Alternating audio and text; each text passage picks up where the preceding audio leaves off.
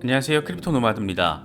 이제 11월로 접어들었습니다. 증시도 비트코인도 10월을 상승세로 마감하면서 과연 이 같은 흐름이 11월에도 이어지며 이른바 미드텀 랠리가 벌어질 수 있을지 관심이 모이고 있습니다.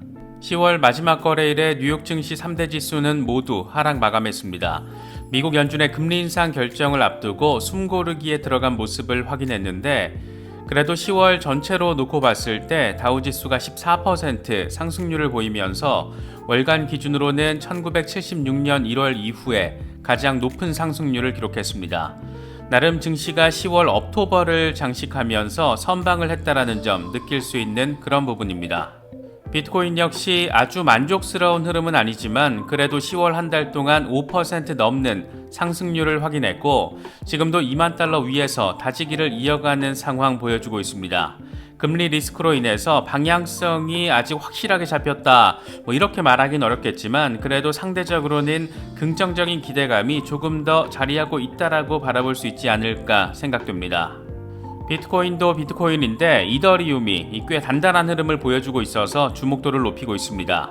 최근 일주일 동안 17% 넘는 상승세를 보여주면서 주요 추세선 저항 돌파를 시도하고 있는데 무려 1년 내내 12개월 동안 이어졌던 이 상단 저항선에 대한 돌파 시도가 진행되고 있습니다. 알트 대장인 이더리움이 어쨌든 힘을 받아주면서 이런 와중에 도치코인, 칠리즈 등 무게감 있는 종목들이 긍정적인 흐름을 보여주고 있다는 점도 11월에 대한 기대감을 키우고 있는 부분입니다. 리플의 경우에는 무척 의미가 큰 소식이 갑자기 전해졌습니다. 어쩌면 마지막 리플의 지원군이 될지도 모르는데 몸집이 꽤 큰 지원군 덜컥 나타났습니다. 바로 코인베이스입니다. 코인베이스가 아미커스 브리프를 내고 싶다라는 요청서를 법원에 제출했습니다. 이게 참 내용이 대박인데 SEC가 소송을 내는 바람에 코인베이스 고객들이 엄청 손해를 입었고 XRP 시총이 크게 줄어들었다. 이런 얘기를 하면서 이게 죄다 제대로 된 규제 프레임워크가 없기 때문이다. 이런 얘기를 하며 리플을 지원 사격했습니다. 어쩌면 코인베이스의 XRP가 재상장되는 것도 이젠 정말 시간 문제가 된 것 아닐까 강하게 생각되기도 합니다. 11월 8일로 예정된 미국 중간선거를 계기로 과연 올해도 역사적으로 반복되었던 미드텀 랠리가 벌어질지 초미의 관심사입니다. 11월과 12월에 걸치면서 의미 있는 상승세 벌어질 가능성이 존재하는 만큼 여러 소식들 잘 참고하시면서 나름의 투자 스탠스에 맞춘 전략적인 대응 잘 하실 수 있으면 좋겠습니다. 본격적인 시작에 앞서서 좋아요와 구독 또 알림 설정 꼭 부탁드리겠습니다. 영상 제작에 아주 큰 도움 된다는 말씀 함께 드립니다. 그럼 시작하겠습니다. 먼저 비트코인 상황입니다. 비트코인은 2만 1000달러 부근에서 저항을 맞은 뒤에 여전히 2만 달러 중반에서 다지기를 이어가는 모습을 확인해주고 있습니다. 추가적인 반등 동력이 다소 약해 보이는 건 조금 아쉽게 느껴지기도 하지만 그래도 10월 한 달 동안 5% 넘는 상승세를 보이면서 업토버 랠리를 확인했고 월간 종가 역시 플러스로 마감한다라는 점 이런 상황은 반갑게 느껴집니다. 공포 탐욕 지수는 하루 전보다 1포인트 빠진 30을 기록하면서 여전히 공포 단계가 이어지고 있습니다. 비트코인 도미넌스는 40%대 중반에서 횡보하는 양상을 확인해주고 있습니다. 비트코인의 흐름과 관련해서 강세론자들은 여전히 견고한 강세 전망을 제시하고 있습니다. 스탁머니 리잘드는 차트적인 흐름이 폭락과 매집, 폭등 이렇게 역사적으로 반복되었다는 점을 보여주면서 이제 곧 랠리가 벌어질 것이다라는 점을 강조했습니다. 함께 공유한 차트는 비트코인 3데이 차트인데 비트코인 전체 역사를 담고 있습니다. A 구간이 덤핑, B 구간이 매집, C 구간이 펌핑 구간을 의미하는데 이건 역사적으로 계속 반복되어 왔고 지금은 매집 구간 그러니까 이제 다음이 펌핑 구간 이런 얘기를 지금 하고 있는 겁니다. 머스타시의 경우에는 비트코인이 아주 아름다운 디센딩 브로드닝 웨지 패턴을 그려가고 있다 이렇게 설명을 하면서 이건 지금까지 가장 큰 랠리를 보였던 패턴이다라는 점을 강조했습니다. 2019년과 2020년에도 이 패턴의 상단 저항선을 돌파하는 것과 동시에 이 강세 랠리가 이어졌었는데 지금 하단 지지를 확인하고 있기 때문에 곧 상단 저항 돌파에 나설 것이다 이런 점을 강조하고 있다라고 바라볼 수가 있습니다. 시기적으로는 내년 4월 즈음에 이 7만 달러까지 랠리할 거라는 점이 표시가 돼 있는데 제발이지 이렇게 좀 될 수 있으면 좋겠습니다. 비트코인도 비트코인인데 알트 대장 이더리움의 흐름 역시 꽤나 매력적인 모습을 보이고 있습니다. 최근 일주일 동안 17% 넘는 상승세를 보여주면서 나름의 억토버 랠리를 확실하게 각인시켰는데 지금 12개월 동안 계속됐던 하락 추세선 돌파에 나선 상황이어서 앞으로의 흐름을 더 기대하게 만들고 있습니다. 이와 관련해서 코인데스크는 이더리움이 최근 비트코인보다 더 좋은 성과를 보여주면서 12개월 동안 이어져온 하락 추세선 돌파 테스트를 진행하고 있다라고 분석했습니다.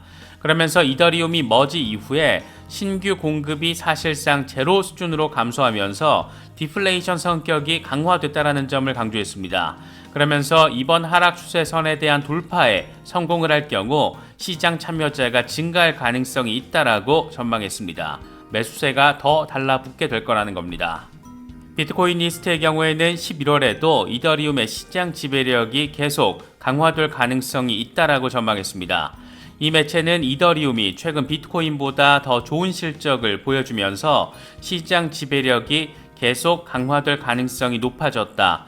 10월 말에 가격이 강하게 반등하기 전부터 네트워크 활동이 눈에 띄게 증가했는데 활성 원래수가 사상 최고치를 찍었고 주요 거래소에서 이더리움 유출이 증가하는 동안 대형 고래들의 축적이 계속됐다라고 설명했습니다. 그러면서 이더리움이 지난주보다 상승폭이 축소되면서 일부 수익을 반납했지만 여전히 시장 지배력을 이어갈 수 있는 좋은 위치에 자리하고 있다. 하지만 이걸 위해서는 네트워크 성장이 계속 이어지는 것을 확인해야 하고 이를 통해 더 큰 상승이 가능할 수 있다. 특히 이더리움이 비트코인에 대한 점유율을 계속해서 빼앗아갈 경우에 상대적인 가격 상승세도 계속될 것이다라고 전망했습니다.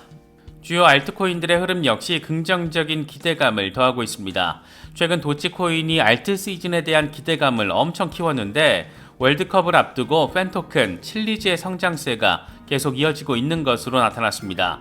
무엇보다 매수세가 달라붙으면서 거래량이 270% 넘게 급증했습니다.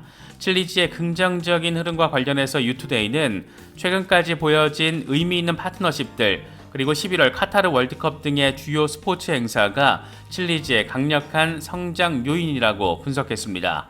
또 다른 월드컵 관련 종목으로는 알고랜드를 꼽을 수가 있는데 알고랜드도 월드컵 시즌에 맞춰서 다시금 반등세를 보일 수 있을지 이 부분도 관심사가 아닐까 생각됩니다. 이어서 리플 관련 소식 짚어보겠습니다. 아마도 리플 소송과 관련해서 최근 잇따른 아미커스 브리프, 그러니까 리플 지원 세력과 관련된 이슈들 가운데 가장 눈에 띄고 반갑게 느껴지는 부분이 아닐까 생각되기도 합니다. 이번에 진짜 다소 뜬금포로 미국 최대 암호화폐 거래소이자 리플이 소송을 당했을 때 가장 먼저 발빠르게 XRP를 상장 폐지한 코인베이스가 리플 지원 사격에 나섰습니다. 코인베이스의 주장을 간단히 요약부터 하자면 제대로 된 규제 프레임워크가 없는 상황에서 SEC가 덜컥 소송부터 내면서 코인베이스의 고객들, 그러니까 투자자들이 엄청난 피해를 입었고 산업에 대한 피해도 엄청 크다, 이렇게 SEC를 비판했습니다. SEC는 투자자를 보호한다라고 얘기하지만 정작 실상은 SEC의 이상한 규제로 인해서 투자자들에게 피해를 입히고 있다는 점을 미국 최대 규모의 암호화폐 거래소가 강조하고 있는 겁니다. 코인베이스는 거래 볼륨 기준으로 미국에서 가장 큰 암호화폐 거래소로서 우리는 이번 사건에 대해서 나름의 관점을 가지고 있다. 특히 이번 소송이 제기됐을 때 여러 미국의 거래소들은 XRP를 상장 폐지했고 이로 인해서 XRP의 시가총액은 150억 달러로 감소했다. 이건 당근 코인베이스 고객들의 거대한 손실로 이어졌다. 코인베이스는 SEC가 미국의 디지털 자산 산업을 위해서 규칙을 제정해야 하고 이를 통해서 시장 참여자들이 더 나은 아이디어를 통해서 미래에 벌어질 것들을 예측하고 손실을 피할 수 있다라고 주장해왔다. 디지털 자산을 규제하는 제대로 된 규제 프레임워크가 없는 상황에서 코인베이스는 리플 같은 회사가 이런 기소에 직면할지도 모른다라는 공정한 고지를 사전에 받아야 했다라고 생각한다. 이렇게 강조하면서 아미커스 브리프 제출 요청을 법원에 제기했습니다. 공정한 고지 이슈, 이거 참 오랜만에 언급하는 것 같은데 이건 XRP가 증권인지 여부를 SEC가 리플에 미리 사전에 고지를 했느냐가 핵심입니다. XRP의 증권 가능성을 따져봐야 한다는 점을 미리 고지해서 XRP 판매가 불법일 수 있다는 점이 리플 측의 고지가 돼야 하고, 그러고 나서 소송 제기가 이루어질 수 있다는 겁니다. 다시 말하면 공정한 고지가 이루어지지 않았다면 이 소송은 진행될 수 없는 것이기 때문에 기각 가능성도 생각해 볼 수 있는 그런 부분입니다. 그런데 진짜 골 때리는 것은 2018년 엘라드 로이즈먼 당시 SEC 위원은 브레이트 갈링하우스 CEO를 만난 자리에서 XRP가 증권이 아닌 것으로 보인다, 이렇게 멘트를 했다라고 갈링하우스 CEO는 주장하고 있습니다. 공정한 고지 관점에서 보나 힘먼 스피치 관점에서 보나 도통 SEC가 왜 뭘 기준으로 소송을 낸 건지 사실 이해할 수 없는 부분들이 이렇게나 많이 있습니다. 이번 코인베이스의 아미커스 브리프 요청은 받아들여질 가능성 당근 높습니다.